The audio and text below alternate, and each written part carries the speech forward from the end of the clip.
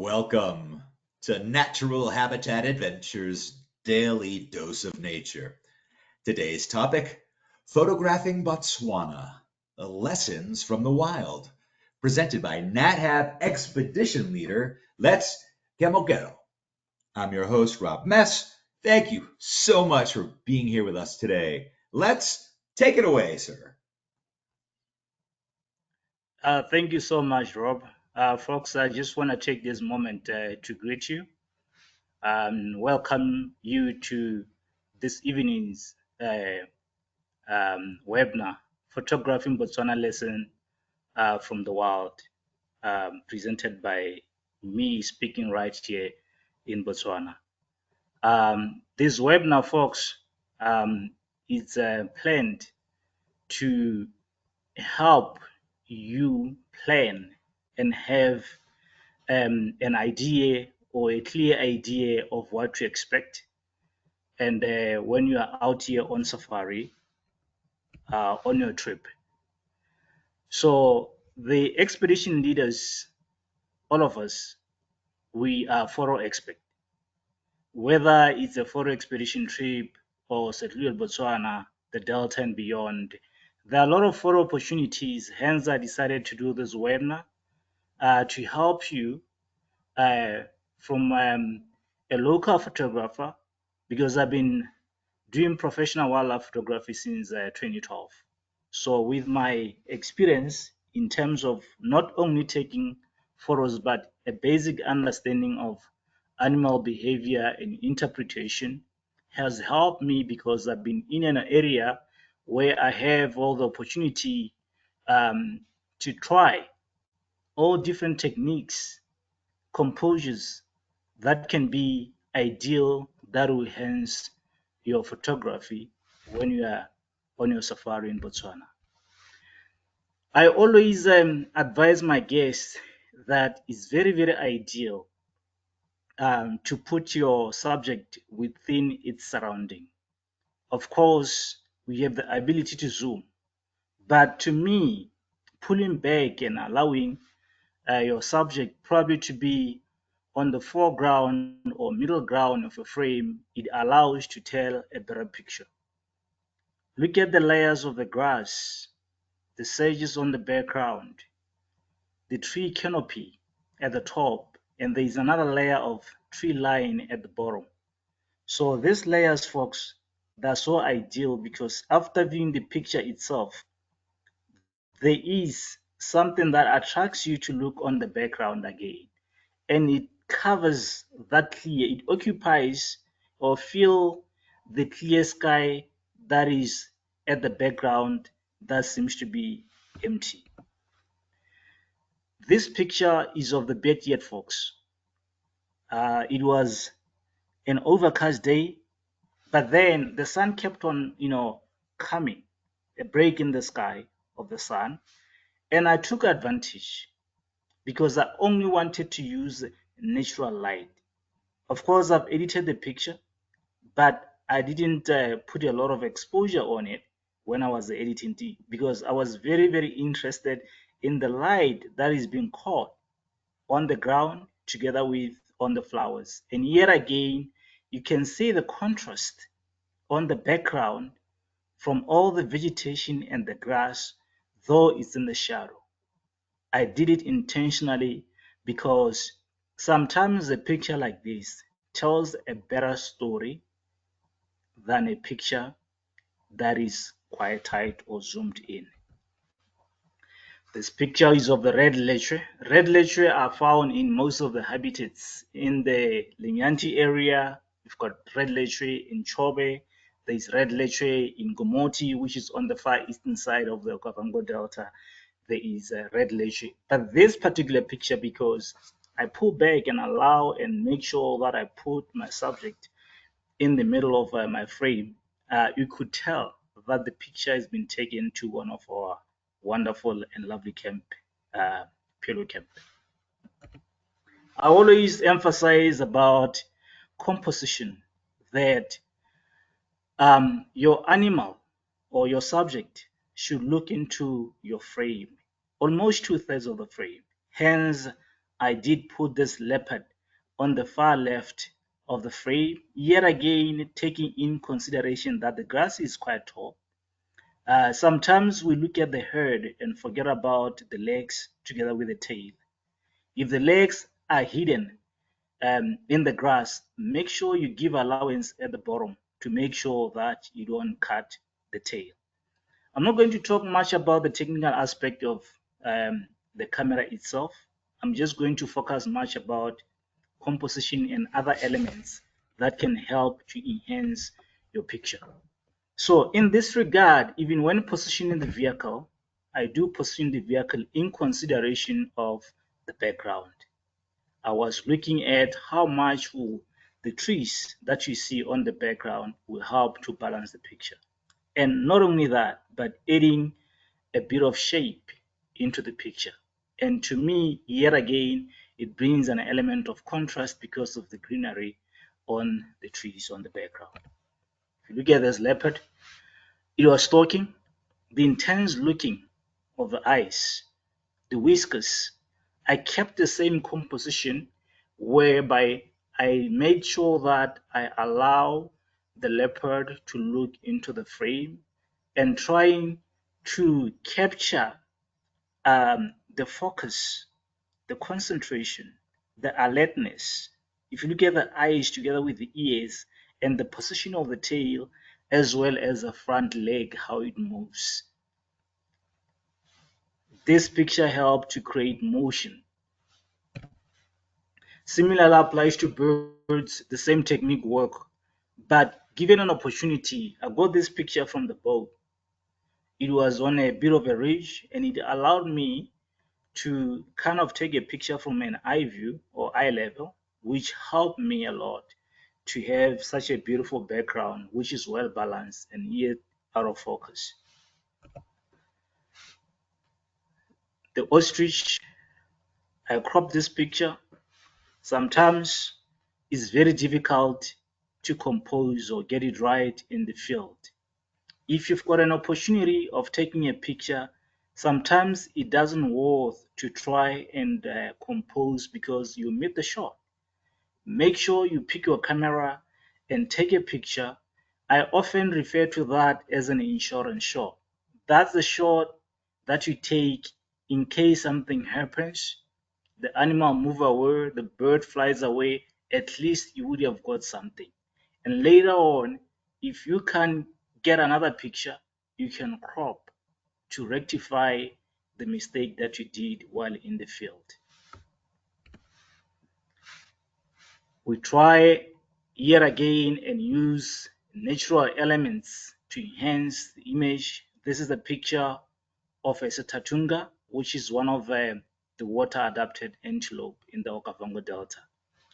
There is a haze on the background from the smoke because around the dry season, we've got a lot of wildfires, which some are not in fact wildfires, are from a natural occurrence, which is spontaneous combustion, where there's dead grass and papyrus that die, that compress over time because of because of atmospheric pressure and other factors. It ignites and start to burn from the ground. So sometimes if the wind comes, it catches fire. That's when the flame comes and more smoke comes in. So I took advantage of that to try and see if that itself wouldn't bring an element of contrast in the image. Still keeping the same composition where I do allow my animal to look into the space of my frame. Fortunately, during my early days of photography, I had a mentor who was a NATAB expedition leader. One of the greatest things that he taught me was like, let's make sure you get it right when you're out in the field. Why? Because you'll have less work when it comes to editing your image. Even like I said before, that positioning the vehicle is very, very critical to make sure that you allow the animal to walk or to run into so much space that allows you to take as many frames that you can. At the end of the day, you've got a wide range of choice of images that you can select. So sometimes allowing the animal to walk into your space becomes so impossible. Like in this regard, I was looking at the springboks that were walking on the background. So I decided to use the springbok to balance my image by making sure that I put the cheetah in the center of the springbok, which now it helped me to balance my image. And yet again, when you select your image for a moving subject like this cheetah, the opposite side, the opposite leg should be forward, and then the leg that is on your side should be backwards so that you have an access to see the chest. That itself, it makes the animal walk sort of turning towards you or facing you because of the movement of the shoulder. That helps to compose the image pretty well. So this image was taken around the spring season, which is another ideal time again for photography because there is a bit of, or not a bit of, but actually contrast in the vegetation. Some of the grass is starting to get green. The trees on the background are green. Most of the grass is pretty dry, which is so ideal for contrast in your images. Sometimes we are too afraid to be tight to zoom into our images. But it's quite amazing what you come up with. I took advantage and took picture of these elephants at the waterhole drinking because elephants when they drink they draw the water with their trunk and they have to lift their head so that they pour the water into the mouth, and with that there's so much water that will drip out of the trunk, even the mouth. And it's quite amazing that the camera will be able to capture each and every single drop of water. Like this picture, I zoomed so that I can get the eye. This was just a picture to give you an idea of what you can do when you're photographing wildlife. It's not a masterpiece, but it gives you an idea. The picture of the baby elephant suckling, we often see them suckling. And it's often easy to see that because when elephant that are lactating, the moment they stop while feeding, they try to move the leg on the side of the calf forward to expose the mammary gland so that the baby can suckle at any time it want to suckle. They're very, very good in parenting. When they do so, they have to put the trunk out of their way almost over their forehead in order to have access to the mammary glands. I love this picture because of all variations of textures that you see from the mother and even from the baby elephant ear, together with a bit of hair over the forehead. Sunset is another great time to create a monochrome effect. Like this breeding herd of elephants, I took them at sunset during the dry season because they have to uproot the grass by means of using their toenails to kick to uproot it and creating a bit of a dust. That dust is being caught by the sun and is the one that creates this kind of haziness that you see or mist that you see is actually from the dust. It's one of my favorite thing to do because it kind of a landscape picture with subject on it instead of just the landscape itself that is empty. Similarly applies to this lioness.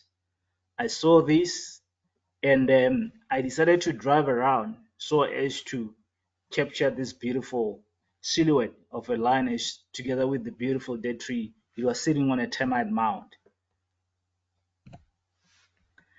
In Kalahari, the Orexy, again, I managed to capture that. The good thing about it is the sun rays get reflected on the grass bristles.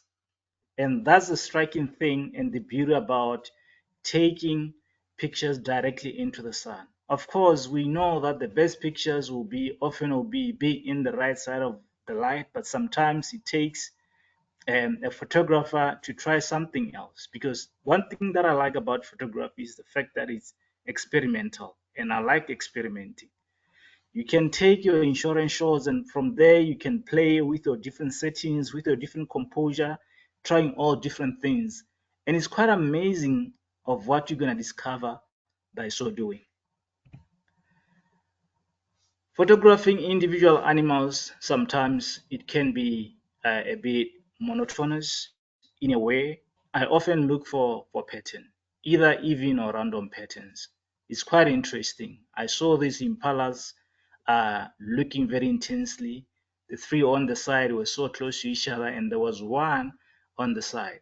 And yet again, I looked at the trees on the background. I thought about, zooming and only taking the three, but the picture wasn't gonna be so great because I looked at the three big trees on the background. I felt like that would be ideal again because it will fill up the sky on the background, and I was quite happy with what I've achieved. And yet again, talking about impalas, they're one of the subjects that are kind of have a short concentration span. They'll look at you for a few minutes or a few seconds and walk away. And I always advise my guests that even before I stop the car, they should be ready to start to take pictures because that's when they will concentrate and looking at you with their open ears. And what I like about their face is the contrast between the color, the white that you see over their eyes and the black tip on the ears, together with the black on the forehead. This picture was taken in Camp Kalahari in Makadikari of the meerkat. Um, One came and stood up, the second one came, the third one, and they all looked in one direction. What a photo opportunity. These are the moments that you often look for. And the good thing is we interact with them on foot, where you'll be able to go, on ground level and photograph from ground level, which is exactly what I did here.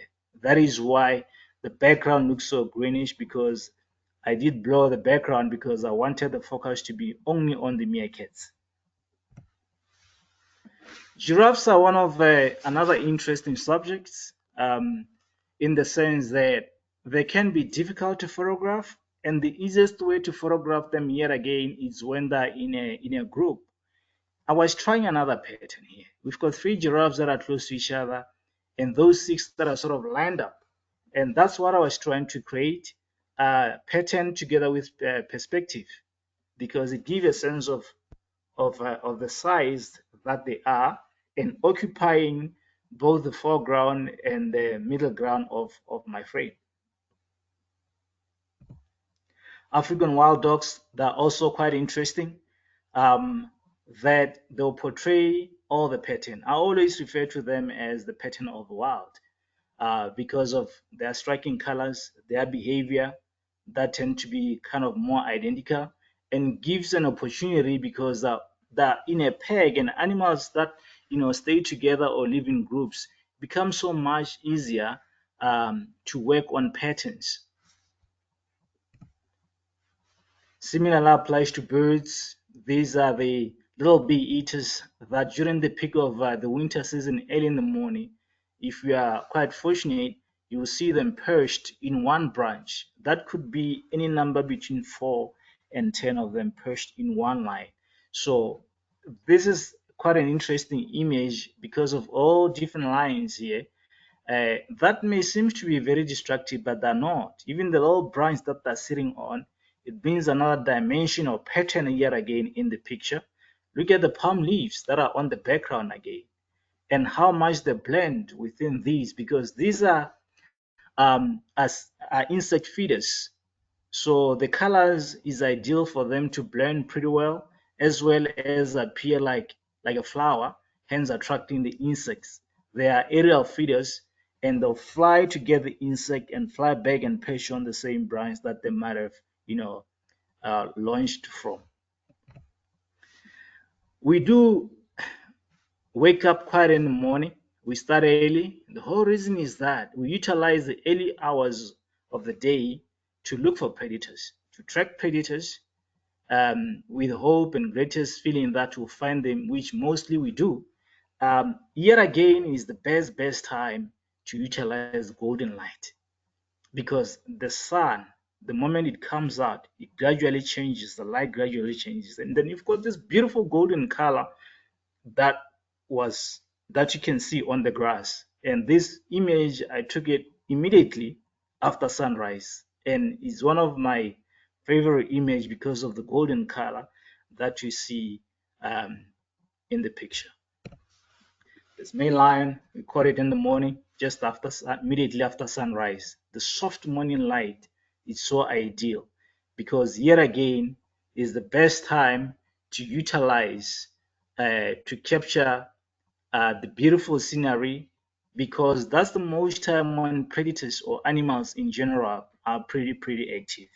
That's the chance that if you see predators, you are likely to see them or catch up with them while they're still in motion before it warms up and they move into the shade. A beautiful male cheetah captured in the early hours of the day in Kalahari. Yet again, the colors are so striking. The light hitting and creating all different shades in the grass, making the picture pop out even more because of the beautiful sun rays. You know, I saw this ostrich from a distance, and I saw this beautiful tree which has got a very beautiful shape. I cannot imagine this picture without this tree, because to me I feel the tree itself complement the ostrich, the way it is shaped together with the other trees on the background, the acacia tree. Scenic flight is another thing again to look for when you are here on safari. The delta is ideal to do scenery because of the numbers or different species that occur in numbers, like this hero buffalo. I captured it in Chitabe.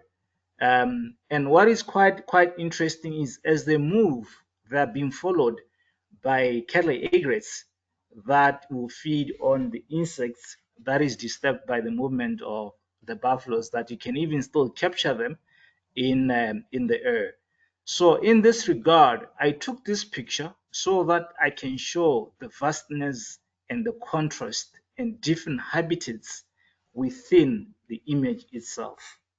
Because like I said before, a picture should speak for itself, should communicate. And that's basically how us photographers do communicate. We use our images to communicate our feelings, to communicate our emotions, to communicate our happiness. The hippos were also taken from the helicopter. The lily pads helped a lot again to bring more contrast, because otherwise the picture will be so dull. Just the hippos and the gray water wasn't gonna do justice.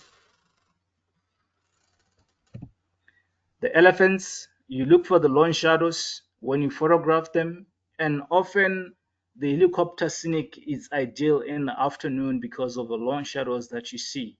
And yet again, it's ideal to capture them in motion because they often move in a single file, as you can see that there is a matriarch in front leading the herd.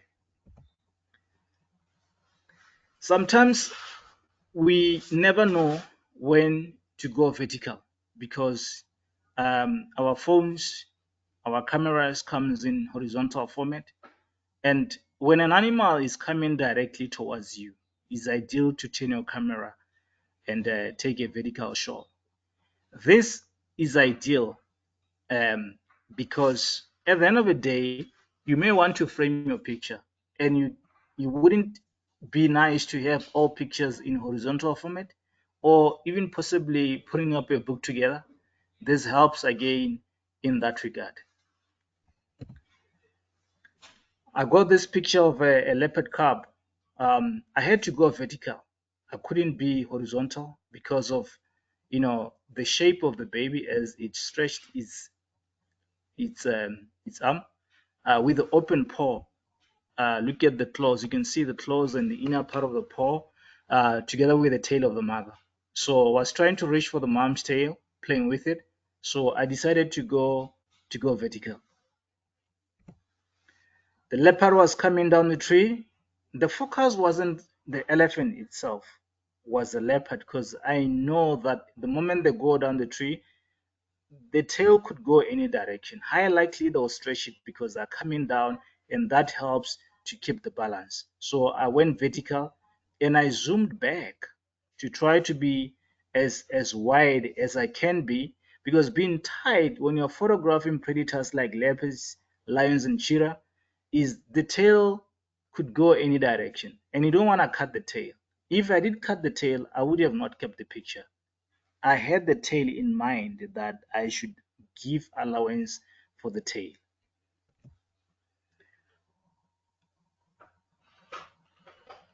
This is another picture that I decided to go um, vertical because of the openness of the chest on the front leg, the concentration, because she was almost looking towards the vehicle, was walking in the water but coming towards our direction, not necessarily coming to the car, but towards the side of the vehicle. And look at the ears again, creating that disc shape, which is so great. I zoomed on the leopard as she was drinking the water. I wanted to get the ripple in the water together with a bit of reflection, the whiskers, as well as the eye. And doing that, I knew that I still had to compose my picture pretty well by making sure that the leopard looked into the picture.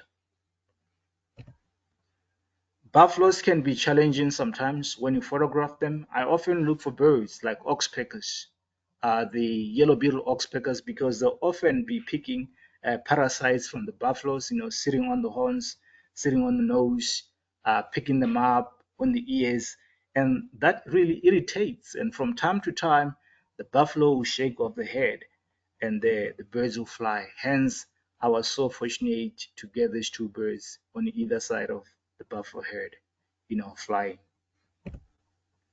The elephant on the other side, what it does with the trunk, pulling some vegetation in the water, the water lily, and rinsing it before they can chew to get rid of the sand particles that has got an effect in warning their teeth. I zoomed a lot. I tried to be as tight as I can, and I left a bit of space on the right so as to have a bit of a landscape or tell the habitat that the elephant was in, the trees, and yet again trying to bring an element of contrast into my image. Male lions, they are also ideal for portraits, mostly in the morning as well as in the afternoon. It's often ideal to have to think, to know the picture before you take it. My false positive was so high because I saw this battalier eagle flying and it dropped on the ground. Something told me that it might have got some food or a mouse or something. I just fired. I took the picture, and later on, when I downloaded, that's when I saw the the mouse on his beak, which means it was successful in his hand. Birds are often ideal, more especially birds of prey, because they don't just take off. So when they're on the ground, they'll kind of jump before they take off. When they're on the tree, they kind of crouch low. And then when they fly, they'll often fly into the wind, which slows them a bit. In that way, it allows you to be in focus when you take the picture. Similarly applies to the tawny eagle. It did the same thing. It jumped. Because they're slow to take off, I was being able to capture this beautiful tawny eagle in flight. Together with the martial eagle, was sitting on a stump. And being on the stump was sitting pretty low, which was almost possible for me to be able to capture this image. And the light was so good, hence the eye is so much in focus and very much visible I got this image during the early hours of the day. Like I said before, the background is very, very ideal. When we position the vehicle, we are always aware, or we make sure that the background is so ideal, because the background can mess up the image. I would have chosen an empty sky, but I decided to choose the tree, a bit of shape on the background, the contrast to the image that complement the greenery that is in front of the log. Critical moments are very, very ideal. Usually predators, before they can yawn, they'll lick their lips. That's a clear sign that they want to yawn. And that enables you or helps you to compose your image, as well as being on the right camera setting and the right shutter speed so as to get the image. This picture is so great in many ways. Look at the position of the front legs together with the hind legs, that you can see both the inner part of the paw and how much the hind leg have stepped over the tail.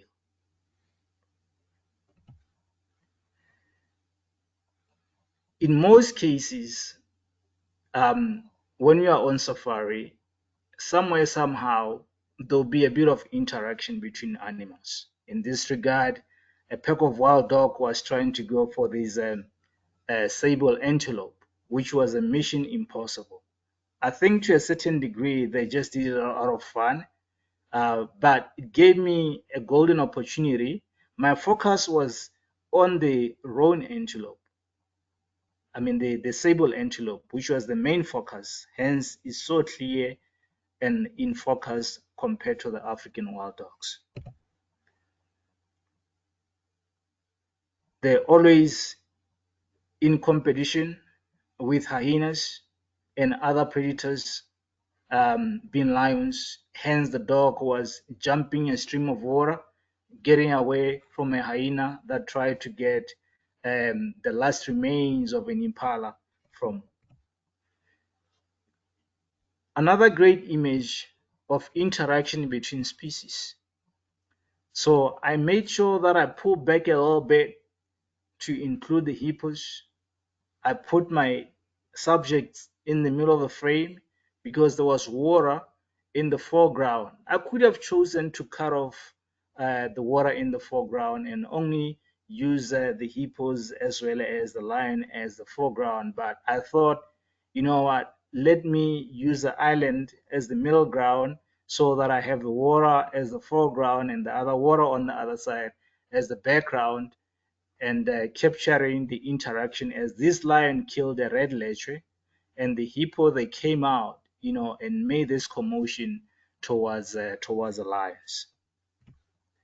African wild dogs are very, very interactive in the morning and late afternoon, and this display, you often see it after a good hunt, when they're full, or late in the afternoon when they start to interact, which we refer to it as ritual greetings before they go out on the hunt. So it's always ideal to be ready for such moment, because they don't do it for a long time. Often it's for about 5 minutes. If it's long, it can be for 10 minutes, and then from there they settle down, lay down and sleep. Every time when you see lions close to the water, you got to be ready for any action, because they'll often jump. The reason why they do that is because they are not scared of the depth of the water, rather what it could be in the water, which is crocodile. This male lion had a brother, and they happened to be in the direction where the buffaloes were heading. As they got closer, they realized that they were in the wrong spot. So they decided to jump the stream of water to get to the other side to avoid the buffalo.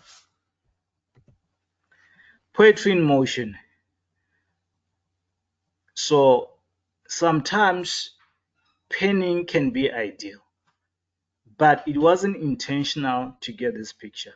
I happened to be in the wrong setting, and my shutter speed was pretty slow, and hence I was able. At first, I wasn't happy with myself, but at the end, when I went back and looked at the image, I realized that is the picture that I've always wanted to take. And I titled this picture Poetry in Motion.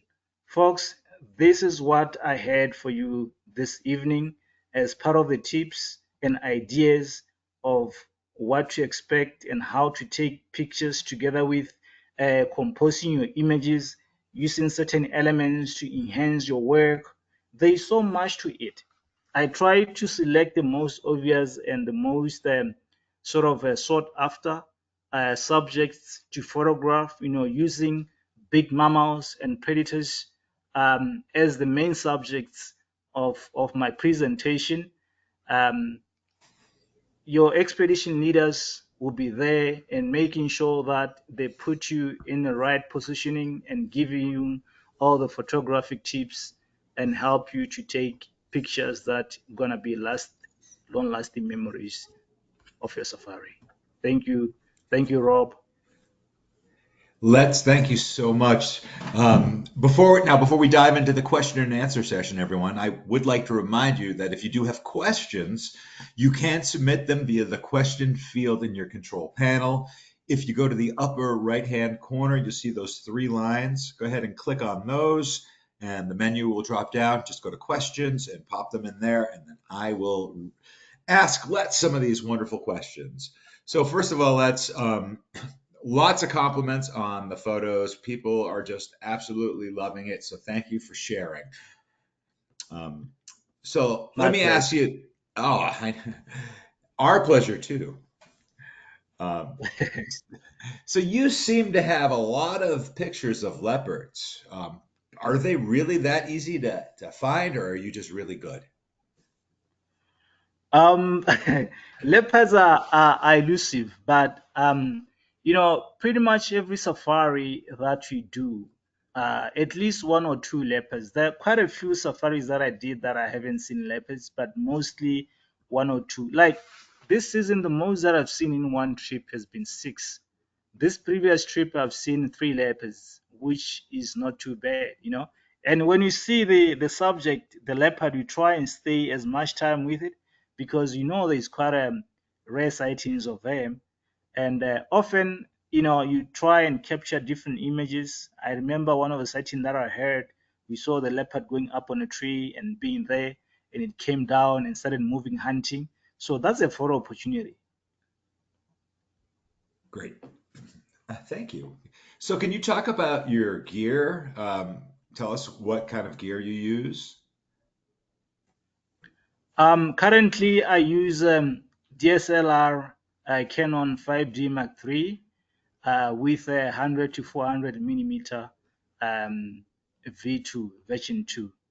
That's the gear that I'm currently using, and I've used this gear for the past I said 10 years now. Great, thank you. And do you carry more than one lens with you? Yes, I do. I have a wide angle lens which I hardly use, with the exception of if I do take landscape pictures, and also when I'm at the falls. But mostly I use my prime lens. Gotcha, thank you. So can you talk a little bit about how to deal with low light situations, say if you're on a night game drive, for instance? Um, Sometimes I often say it's all about having to understand your camera's capability. Um, so the cameras are so good now that like the mirrorless allows you to go on a very high ISO without having some grains, image. You can go as far as high as 10,000, 12,000 ISO. And usually, when the light is getting low, I often advise my guests to use their smartphones, to switch to video because the video can compensate the low light, and the images or the video is so of higher quality as compared to the picture that you might take now with your phone. Gotcha, thank you. So how close are you usually able to get to the animals? The animals are so used to vehicles, but we try to be very respectful, consider their comfort zone before they show some sign of agitation. You kind of know as a guide that this will be a comfort zone.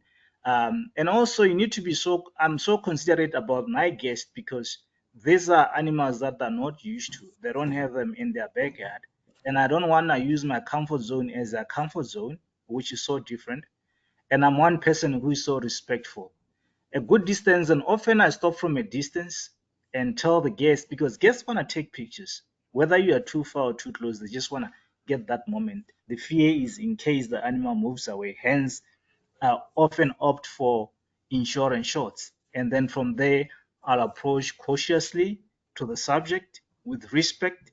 And I often like to come from the side. I don't like to approach the animal straight head on because often they'll feel intimidated. Gotcha. Thank you. You're So if welcome. you're using an iPhone, for instance, or a phone camera, do you think you need to get closer to animals to get good shots, or does that not matter? The distance that I often try and be from the subject is anywhere around 20 feet plus, unless if the animal do get that close to the vehicle. And the zoom is so good on the cameras. It's so great that even if you zoom, the image quality is so great. The last trip we had a leopard that was probably about 30 meters um, from the vehicle. That should be more than 80 feet if my convention is pretty well. And one of my guests got a nice picture using an iPhone that you would think that she downloaded it, from the camera, but she took that image using the phone. Gotcha. Thank you so much for that. I appreciate that. So if I'm going to come down there on a photo expedition to Botswana, how many people are going to be on that safari with me? The photo expedition, there is 8 guests, and there'll be the expedition leader and the second guide. The reason being that we use 2 vehicles, and we put 4 guests per vehicle so that they can have a window seat. There's 3 rows as well as a front seat opposite the driver or the guide that is often or always open for guests to use. Gotcha. Thank you. Can you talk a little bit more about the photo trips? What makes them so special and unique from perhaps our regular trips? They're so special and quite exciting because the focus is photography, but you get everything.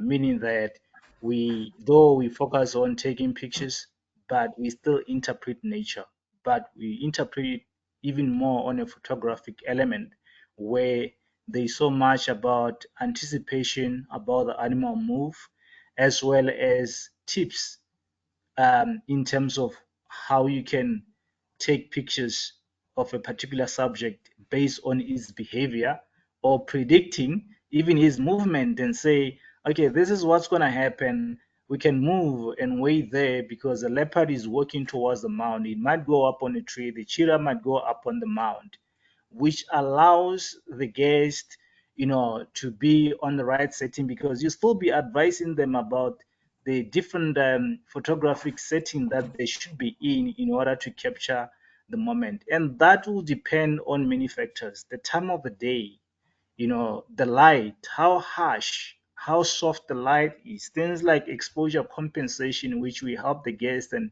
that helps a lot to enhance their images.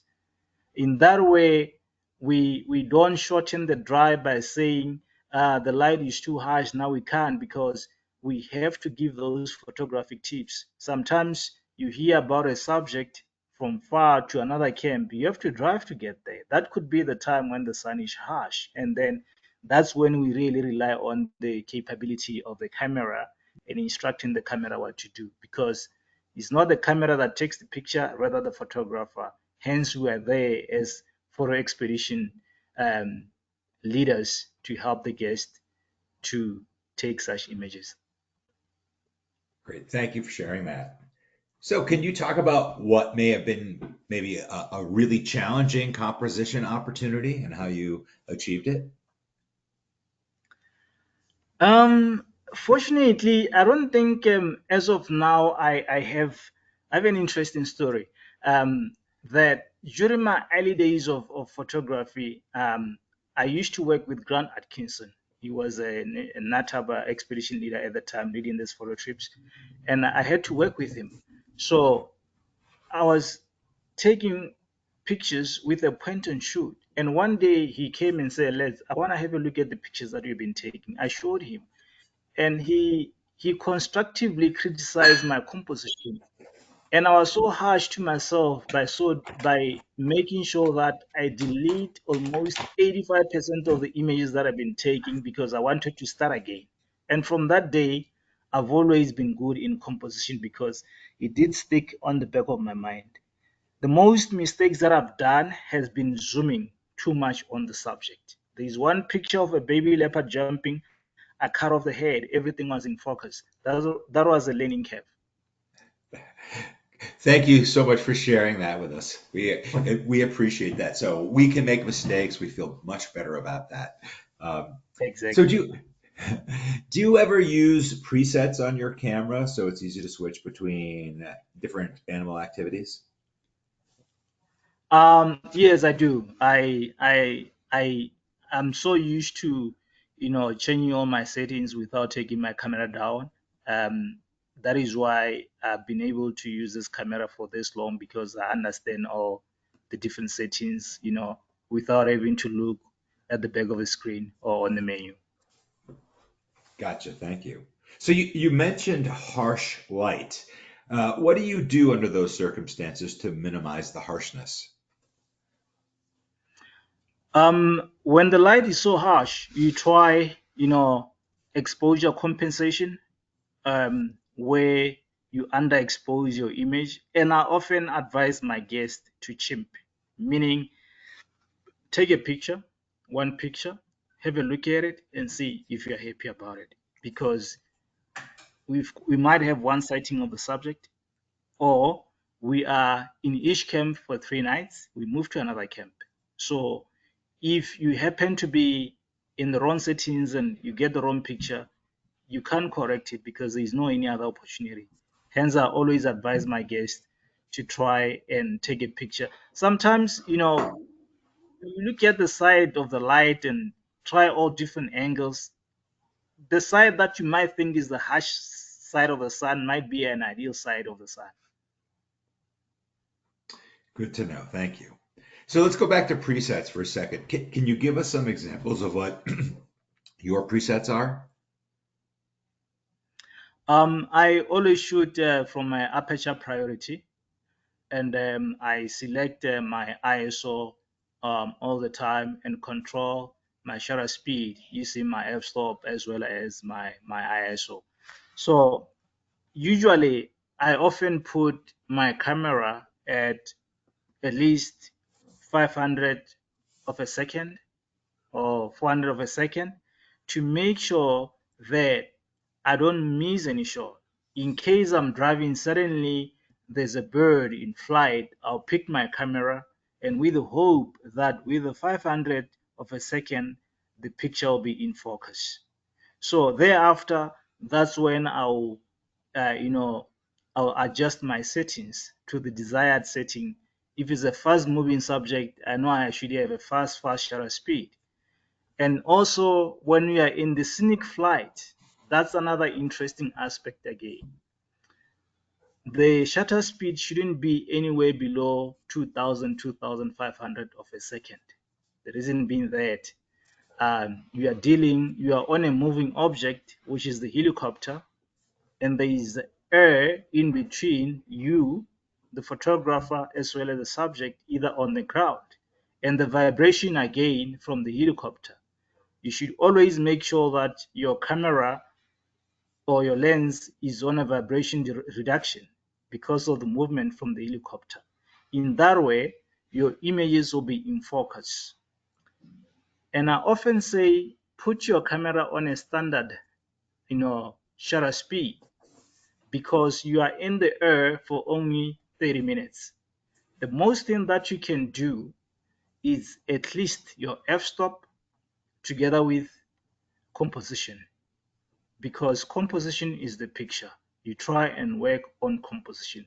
You don't have too many things to sort of fiddle with, because but if you do, you might accidentally be out of the right, presetting.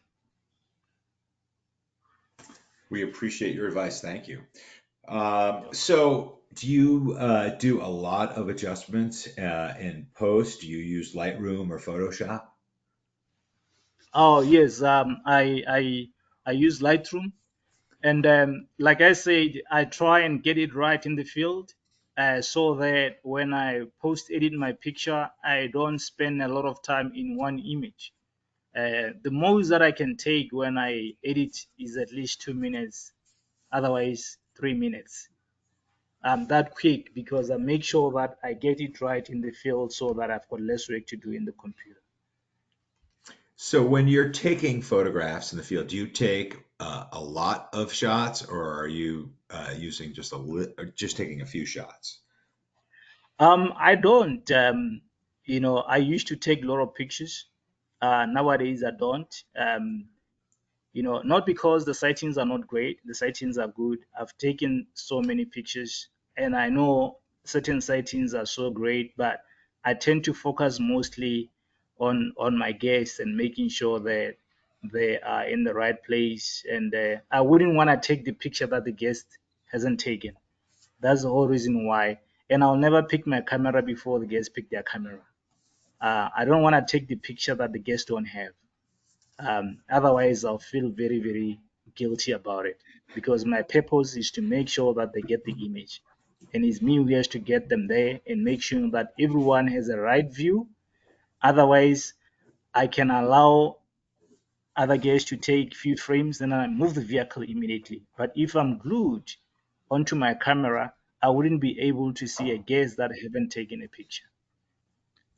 And I'm sure the guests really appreciate you paying attention to them that well. So, thank you for that.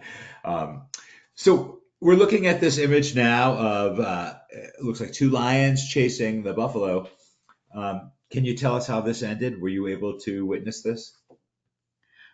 Yes, what happened here is I was in the right setting. I think I was at um, over 1,000 of a second, and got distracted by a beautiful rainbow. Can you imagine? On the side. So I changed my settings, and from there I forgot to change it back to initial setting that the lions were there looking at the buffalo, which I anticipated that at one point they're gonna chase. And when they did, I just picked my camera and just started shooting, and hence there is this motion blur because I think I was at 420 of a second. Gotcha. And was the lion successful in capturing They the were not buffalo? successful. The buffalo managed to get away. Haha, good to know. Thank you so much. You're Well, welcome. that's unfortunately that is going to be the last question that we do have time for today. So I'd like to throw it back to you for any closing comments you may have for us.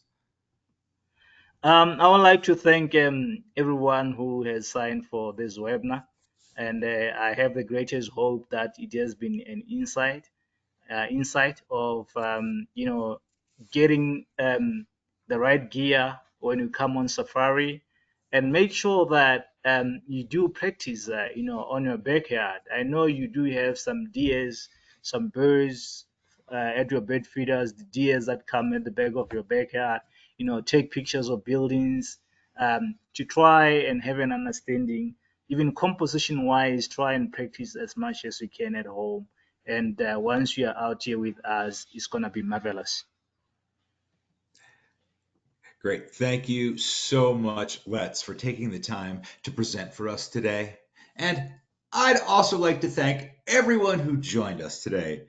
So, if you are interested in how you can travel on a photography trip to Botswana with NatHab, please give us a call at 800-543-8917, or you can send us an email at info@nathab.com. our adventure specialists are happy to help you out. If you're part of a photo club and would like NatHab to speak to your members about nature and travel photography, email us at webinars@nathab.com. Join us tomorrow for our next daily dose of nature. You can check out this week's lineup, including registration links, on our website at nathab.com/webinars. We did record today's presentation, and we will have the replay available on our website soon. With that, I will conclude the webinar. Goodbye, everybody. We will see you next time.